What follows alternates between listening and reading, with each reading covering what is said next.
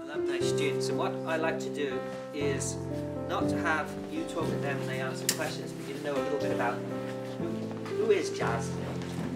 Yeah, so if she could just tell us a little bit about this. I went to San Marin High School. For university, I went to UC Santa Cruz, where I studied legal studies, and I lived in DC for a stint and worked at the ACLU. Worked at an immigration law firm for a couple of years and got my corporate social responsibility certification from UC Berkeley, and now live in Shanghai, working environmental sustainability in the hospitality field. I went to the Branson School for high school for 3 years, and then finished my undergraduate work at the Berklee College of Music in Boston, Massachusetts, and I'm currently finishing my PhD at Harvard University in doing a joint program in African studies and in music, and my work is in social change through art, primarily in conflict regions in Eastern Africa. So I live between Congo, Uganda, and anywhere else my suitcase takes me.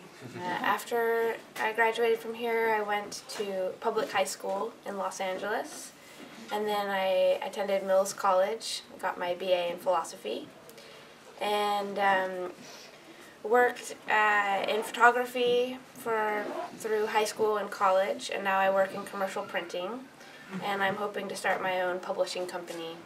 So I went to UCSD and I studied mechanical engineering, and I got my bachelor's of science there, and I continued there for my master's, and that was also in mechanical engineering with an emphasis in feedback control. And this year I transferred to Lawrence Livermore National Lab in Livermore, and there I'm working on a project called the National Ignition Facility, and the purpose of that project is to use the world's largest laser to create fusion energy for a sustainable and renewable source of energy to supply the electrical grid.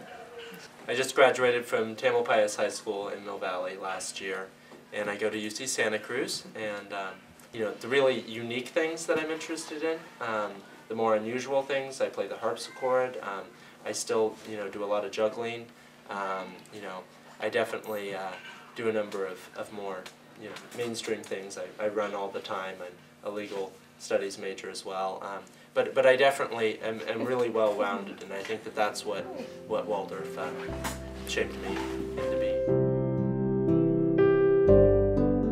I took it very much in stride. Like, I think I went into it with the perspective that it was going to be fine, that I could handle anything.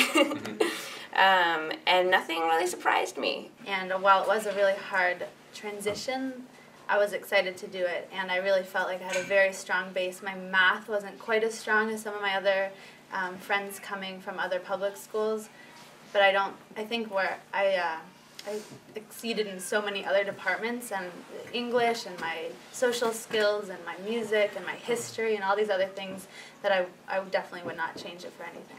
You really are grounded here, and you kind of know what a small community is, and you know kind of how to create that, those type of relationships with teachers, fellow students, faculty, parents, etc. when you go to the larger environment. So for me, it's actually it actually was really, really seamless just because of what Waldorf had given me. How to find my balance in all ways, both as an individual, as a human being, in terms of ideas, in terms of creativity, in terms of basic functionality in society, and moving into cultures that aren't my own.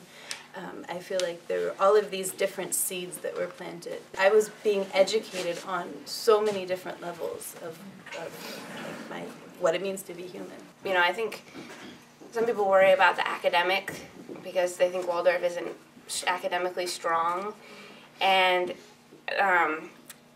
what I learned here was how to learn, like you said. So I always felt like I could learn anything that was put in front of me, and if it was just a list of facts, that was easy and boring. When I do computer-aided design and drafting in the computer, you have to be able to create a three-dimensional object on a flat screen in a computer. And having the background in actually making physical models out of beeswax and clay really, really aids in the process of creating this 3D thing in the computer. What I'm trying to say is that in a field dominated by left brain thinking, a little bit of right brain work goes a long way.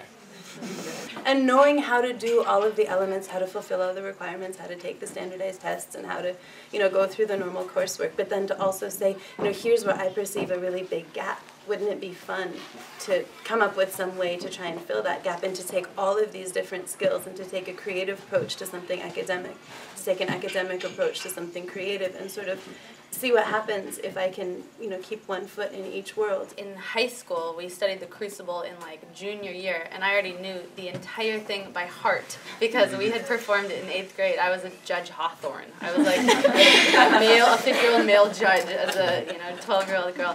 Whether or not I would, whether that's my core nature and I would have been that way, regardless of my education, I can't say for sure. But I know that all the skills that I learned being in this environment and in this frame of mind definitely developed that part of my work. For me, the best part about Waldorf education was the depth that that the classes really went into in whatever subject. There's such a wonderful sense of curiosity. How do things work, and how can I figure them out on the abstract and intellectual level, but also on a really tangible level. And I absolutely loved that. A page of writing needs to have a border and a background, or it's not finished, So the way that everything that you make has to be considered, all of the elements. I loved that when I was a kid. I loved attending to all of the details and adding beauty everywhere. 3 things come to mind. One is the field trips. Everything from recreating a gold rush mine in 4th grade to camping trips and living on a farm and milking cows and collecting chicken eggs when you're just a kid. Those things have definitely stayed with me. The best thing that Waldorf gave me was a feeling of knowing myself, who I am, and knowing how to connect with other people. There's so much ritual in the Waldorf, or my memory of it, and that's what I think of as spirituality, is these rituals where people come together and